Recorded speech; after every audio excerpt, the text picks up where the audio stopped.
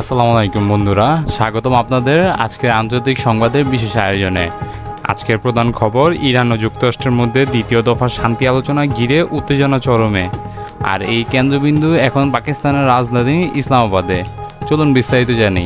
পরিস্থিতি প্রেক্ষাপট, দীর্ঘদিনের উত্তেজনা, যুদ্ধব্যবস্থা এবং ব্যর্থ আলোচনার পর আবারও কূটনৈতিক টেবিলে বসতে যাচ্ছে ইরান ও যুক্তরাষ্ট্র।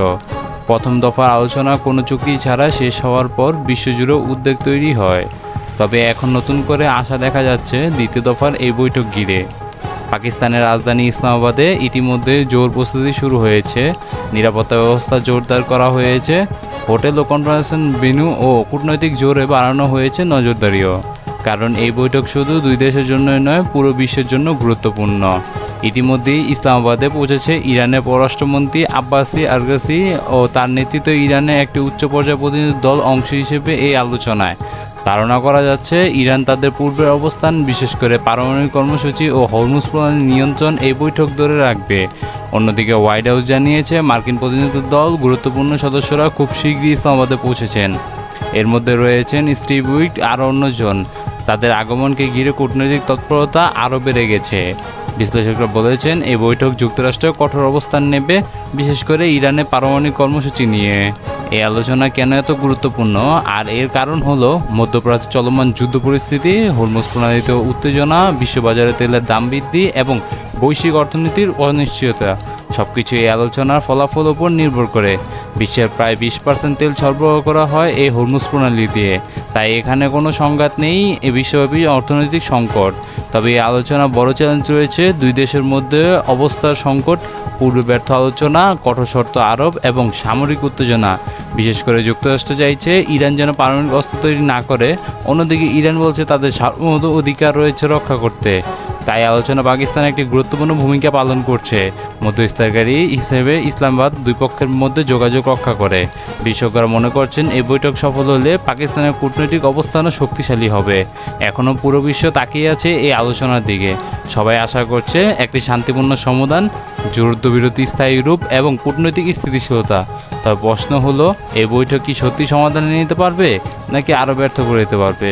সর্বশেষে বলা যায়, ইরান ও যুক্তরাষ্ট্রের আলোচনা শুধু দুই দেশের বিদ্বেষ নয়, বরং পুরো বিশ্বের ভবিষ্যতের সঙ্গে জড়িত। আমরা নজর দাঁড়িয়ে রাখছি এই গুরুত্বপূর্ণ বৈঠকের প্রতিটি আপডেটের উপর। অবসানের লক্ষ্যে পাকিস্তানের রাজধানী ইসলামাবাদে দুই দেশের আলোচনার সম্ভাবনা নিয়ে ধোঁয়াশা সৃষ্টি হয়েছে। শনিবার 25 এপ্রিল গুরুত্বপূর্ণ বৈঠক শুরু হতে যাচ্ছে বলে দাবি করেছেন ওয়াশিংটন।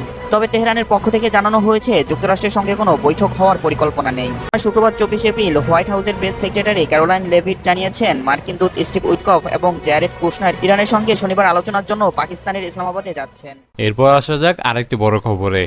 মধ্যপ্রাচ্য উত্তেজনার মধ্যে ইরানের উপর ডলার বাংলাদেশি মুদ্রায় 4,219 কোটি টাকারও বেশি মূল্যের ক্রিপ্টোকারেন্সি জব্দ করেছে যুক্তরাষ্ট্র। 24 এপ্রিল এ তথ্য জানিয়েছেন মার্কিন অর্থমন্ত্রী স্কট বেসেন্ট। মধ্যপ্রাচ্যে চলমান সংঘাতের কারণে জ্বালানি সরবরাহে বিঘ্নের প্রেক্ষাপটে তেহরানের ওপর চাপ বাড়াতেই এ পদক্ষেপ নিয়েছে ওয়াশিংটন। বড় ধরনের চাপ তৈরি করতে যুক্তরাষ্ট্র জব্দ করেছে $344 মিলিয়ন ক্রিপ্টোকারেন্সি সম্পদ। কি ঘটেছে, কেন এই পদক্ষেপ, চলুন বিস্তারিত জানি।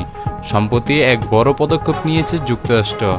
একজন বলেছেন মোট $344 মিলিয়ন ডিজিটাল সম্পদ জব্দ করা হয়েছে, যা ইরানের সঙ্গে সম্পৃক্ত। এ ঘোষণা এসেছে সামাজিক যোগাযোগ মাধ্যমে এক্সে দেওয়া এক বিবৃতির মাধ্যমে।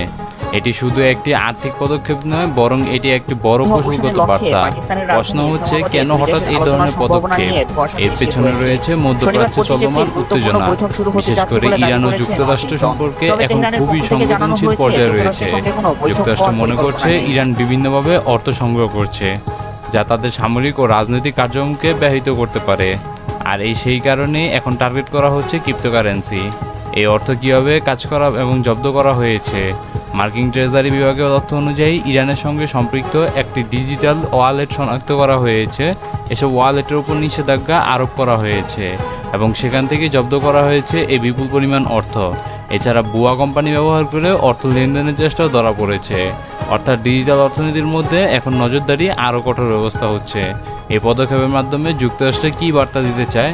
স্পষ্ট বলা যায়, ইরানের অর্থনৈতিক শক্তি দুর্বল করা, বিকল্প অর্থায়নের পথ বন্ধ করা এবং আন্তর্জাতিক চাপ বাড়ানো। স্পষ্ট বলেছেন ইরানের অর্থ সংগ্রহ এবং স্থানান্তর এবং সক্ষমতা দুর্বল করাকেই তাদের লক্ষ্য। এই ঘটনা শুধু দেশের মধ্যে সীমাবদ্ধ নয়, এর প্রভাব পড়তে পারে বৈশ্বিক ক্রিপ্টোকারেন্সি মার্কেটে, আন্তর্জাতিক ব্যাংকিং সিস্টেমে এবং রাজনৈতিক সম্পর্কে। কারণ এখন ক্রিপ্টোকারেন্সি শুধু বিনিয়োগ নয়, বরং আন্তর্জাতিক অর্থনীতির গুরুত্বপূর্ণ একটি অংশ। তবে এই পদক্ষেপ কিছু ঝুঁকি রয়েছে। ইরান বিকল্প পথ খুঁজে নিতে পারে, সাইবার অর্থনীতির নতুন কৌশল আসতে পারে এবং উত্তেজনা আরও বাড়তে পারে। বিশেষজ্ঞরা বলেছেন এটি অর্থনৈতিক যুদ্ধের নতুন রূপ। ভবিষ্যতে কি হতে পারে? এরপর কি যুক্তরাষ্ট্র আরও কঠোর নিষেধাজ্ঞা দিতে পারে, ইরান পাল্টা পদক্ষেপ নিতে পারে এবং কূটনৈতিক সম্পর্ক আরও জটিল হতে পারে। তবে অনেকে আশা করছেন এটি আলোচনা টেবিলে চাপ তৈরি করবে।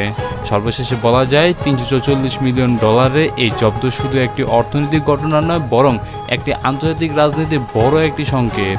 মধ্যপ্রাচ্যের পরিস্থিতি এখন কোন দিকে যায় সেটি এখন দেখার বিষয়। ভিডিওটি ভালো লাগলে লাইক দিন, চ্যানেলটি সাবস্ক্রাইব করুন আর কমেন্ট করে জানান আপনার মত কি। আর এই পদক্ষেপ পরিস্থিতি আরও খারাপ করবে নাকি সমাধান আনবে তা অবশ্যই কমেন্টে জানাতে পারেন। তেহরানের তহবিল গঠন, স্থানান্তর এবং দেশে টাকা ফিরিয়ে নেওয়ার সক্ষমতা ধ্বংস করতে মার্কিন অর্থ বিভাগ কাজ চালিয়ে যাবে।